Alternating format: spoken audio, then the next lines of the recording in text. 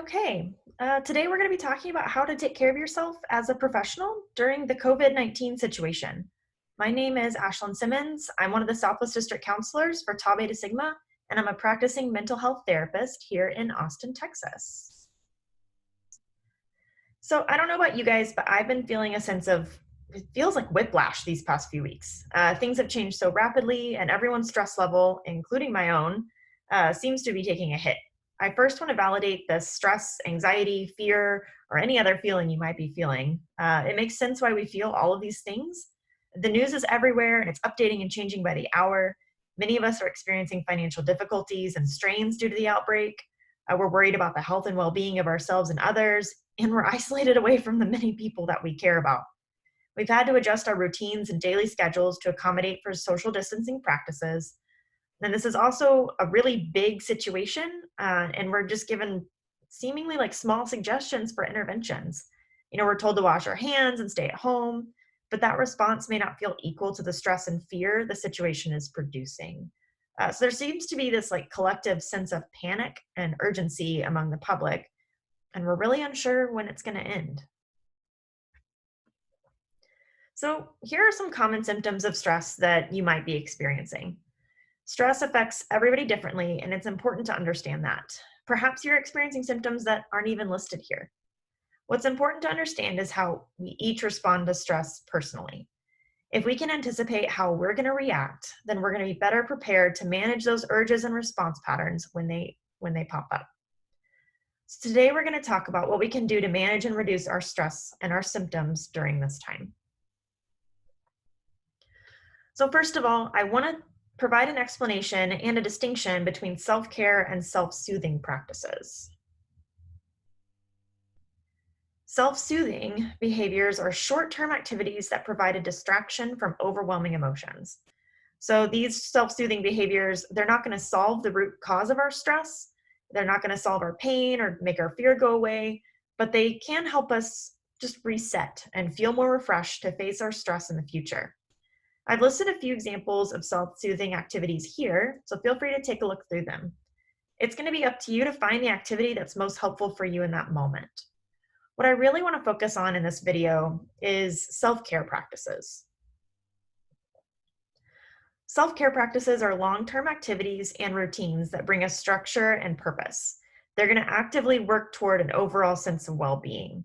There are several categories of self-care activities, so let's talk about what we can do within each category during this pandemic. Since this is the SWD for Greater Professionals program, I figured we could start with the professional self-care category. Many of us are now working from home, which has led to a disruption in our typical workday. However, just because we're working from home doesn't mean we need to throw the rule book out the window. Remember to set boundaries with work. Stick with your regular work hours and set aside time to disengage from your work responsibilities. For example, if you normally work 9 to 5, don't change that just because you're at home. Stick to your regular work hours as much as possible. And in general, a good healthy tip for work is just remind yourself what's in your responsibility and what's within your control at work and what's not. Maybe that can help limit some things that we're worried about or could be scared of. So stick with your regular workday routines when possible. This can also help us get into the mental headspace for a productive, successful day at work. One thing to do is get fully dressed, even if you don't have to. Shower, perform basic hygiene, even if the only person that's going to know that is you. Designate a workspace in your home. Have one space in your house that you go to, and that's going to be where you get all of your productive work done for the day.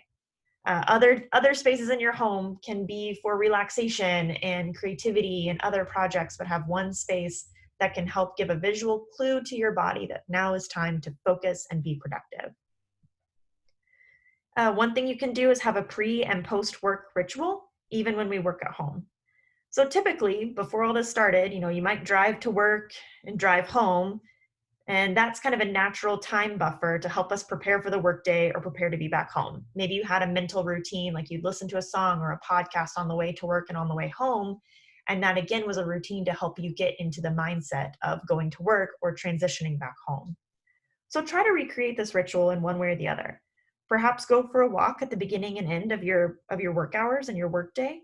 Or you could have a song to play at the start and end of your work time, just so that we have a start and then a bookend so that we know now I'm done being productive. Let's go be with family or have some fun or just rest. Beyond routines and boundaries, just a couple of tips and tricks. One, research the teleconferencing platforms that we're going to be using. This is going to help you feel more prepared before conducting business remotely. A lot of these platforms, they might be new to us, and they have tutorials that we can watch so we can be more familiar with how to navigate this new technology. Anticipate and plan for the supplies and anything else you might need to successfully work from home. Get what you need from your office before completely isolating at the house. Order it from Amazon if you can. What supplies do you need to work successfully? And lastly, limit distractions when possible. There are extensions on Google Chrome that block or set time limits for distracting websites. You can put your phone on Do Not Disturb during work hours or put it in another room or an area that's out of reach, so you're not tempted to pick it up and scroll through Facebook or Instagram or play games. Have a talk with your family about boundaries with your work time and space. Let them know that when you're here at your desk or when you're in this room, don't knock on the door unless it's absolutely necessary. And just let them know kind of what your expectations are and what your schedule is going to be throughout the day. Are there times when you're going to be on a work call and you really can't have a distraction? Communicate this to your family so that they know how to best support you as well. So let's move into physical self-care, because beyond professional self-care, we need to take care of our physical bodies as well. One of the most important things we can do right now is stay active. There are many gyms and yoga studios that are offering free online group exercise classes, and this is a great way to stay social and active all in one. We also need to develop a bedtime routine. Like I mentioned earlier, don't work from your bed so that can remain a symbol of rest. Try to maintain a consistent bedtime and morning schedule, even if you don't necessarily have to. Another method of physical self-care is to maintain a meal routine. Be mindful of eating habits while at home. Stick to a routine of the 3 meals a day and take time to enjoy what you're putting into your body rather than snacking or simply eating because we're bored or stressed. Another way to maintain healthy self-care is by being mindful of alcohol and other substances. Stress can cause us to drink or use more, and this is a stressful time in our life. Alcohol and substances already put a toll on our physical body, and we need to be mindful of whether or not our substance use is detrimental to our professional and our physical well-being while at home.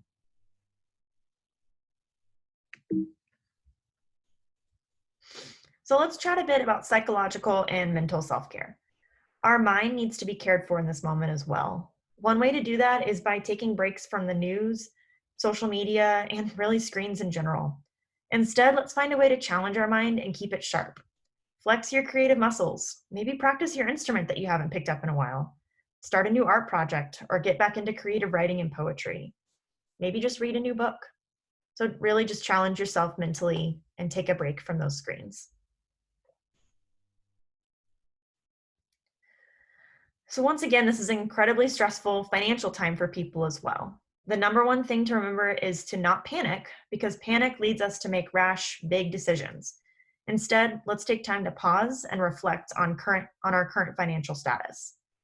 Reflect on your spending habits and limit where you can. Where can we cut back on expenses? Write these changes down as you implement them. Review these written down changes weekly and make changes and updates as necessary. We can also find income where possible, even if our regular source of income has been changed or severely limited. Check out options for online tutoring, stocking grocery stores, delivery services in your area, or maybe become a census worker or check out other remote working options. Most importantly, recognize how you respond to financial stress.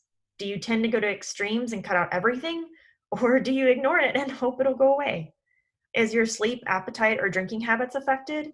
Notice these symptoms and recognize what's underneath all of it. Fear of the future and making sure that we're taken care of financially. So if you need further resources, seek advice and guidance from financial experts. I am not one, so I'm listing some resources and professional help here. Check out the Department of Labor, the Consumer Financial Protection Bureau, and your local and state governments for assistance and relief. Many local governments have implemented policies to provide extensions for rent and utility payments, so check out what options are available to you in your area. I've also found this really cool website, possiblefinance.com. Check out this article that they have listed at that link below. And so we've already established that this is an incredibly stressful time for all, and it's really beneficial to simply acknowledge that you're having a hard time. Instead of ignoring these difficult emotions, make time to feel what you need to feel.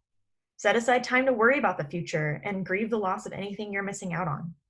Journaling can be a great self-reflection tool to process how you might be emotionally responding to today's events. I also want to add that many places are now offering online therapy services, and these services may be free for healthcare workers and first responders. So I encourage you all to check out what low-cost counseling options could be available for you in your area. Other categories of self-care include spiritual and social self-care, so take care of yourself spiritually. Many religions are offering online services and support groups, and many yoga studios are offering online guided meditations and yoga classes. Other ways to connect spiritually is by simply going outside and being in nature. Other ways are by volunteering to help others and just being part of a higher purpose than just yourself. Check in with others to get that human connection and meaningful relationships and foster those meaningful relationships that you need.